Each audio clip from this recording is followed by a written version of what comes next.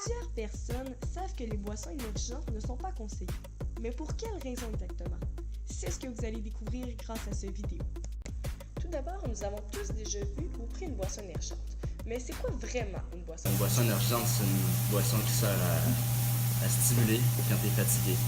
C'est bien beau être un breuvage désaltérant qui peut nous procurer de l'énergie, mais est-ce qu'on connaît réellement sa composition? Je pense que les composants d'une boisson énergisante, c'est caféine. Oui, et quelle est la teneur en caféine d'une boisson énergisante? D'après moi, il y a environ 5-6 cafés dans une boisson énergisante. Il faut faire attention lorsque l'on compare la teneur en caféine d'un café à celle d'une boisson énergisante, puisque celle-ci varie d'une marque à l'autre. Mais règle générale, nous avons tendance à surestimer la quantité de caféine d'une boisson énergisante. Il y a environ 2 fois plus de caféine dans une boisson énergisante que dans un café. Quel autre ingrédient retrouvons-nous dans une boisson énergisante?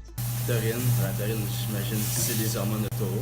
Plusieurs personnes ont tendance à croire que la taurine provient des testicules des taureaux, mais en réalité c'est une fausse croyance. La taurine, c'est un procédé synthétique qui a été créé en laboratoire. Le sucre. Effectivement, la quantité de sucre dans une boisson énergisante est vraiment énorme. On peut la comparer à celle d'une boisson gazeuse. Et eau pétillante.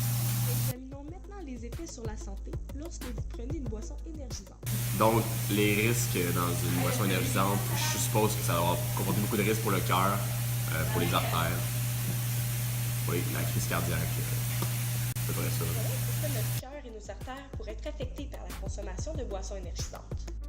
Premièrement, il est important de savoir que les effets sur la santé découlant de leur consommation seraient principalement liés à leur contenu en caféine et en sucre. Comme nous l'avons vu plus tôt, il y a environ l'équivalent en caféine de 2 cafés dans une boisson énergisante. Pour les adolescents, le contenu en caféine des boissons énergisantes de petit format, tel un Red Bull, n'excède pas la limite quotidienne proposée. Par contre, il faut faire très attention avec ces données, car ils peuvent facilement ingérer d'autres sources de caféine au courant de la journée, et là, ils peuvent excéder la limite quotidienne en caféine.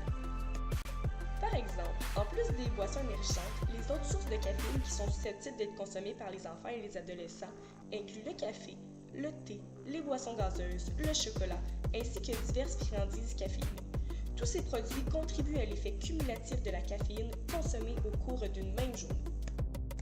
Quant au grand format le plus répandu, tel un Monster, et aux versions concentrées, la consommation d'une seule boisson peut atteindre ou excéder la limite proposée chez la plupart des adolescents.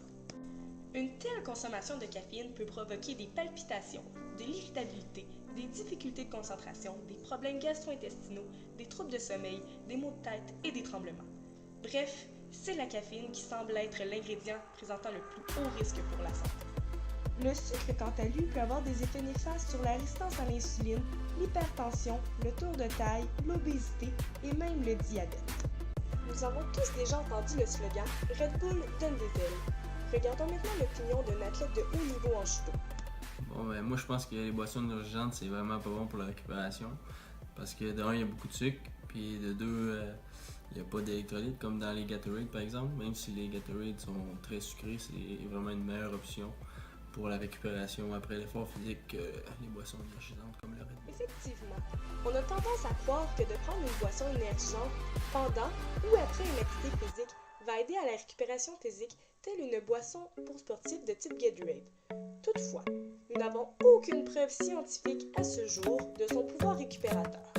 Une chose est sûre, une boisson énergisante peut causer des problèmes de digestion et finalement nuire à la performance sportive. Les boissons énergisantes peuvent également représenter une source de danger pour notre organisme lorsqu'elles sont mélangées avec de l'alcool. En effet, lorsqu'on mélange une boisson énergisante avec de l'alcool, on vient atténuer ou même inhiber tous les effets de l'alcool. Ainsi, on a tendance à consommer plus d'alcool puisqu'on ne sent pas son effet. Bref, les boissons énergisantes sont fortement déconseillées à prendre avec de l'alcool.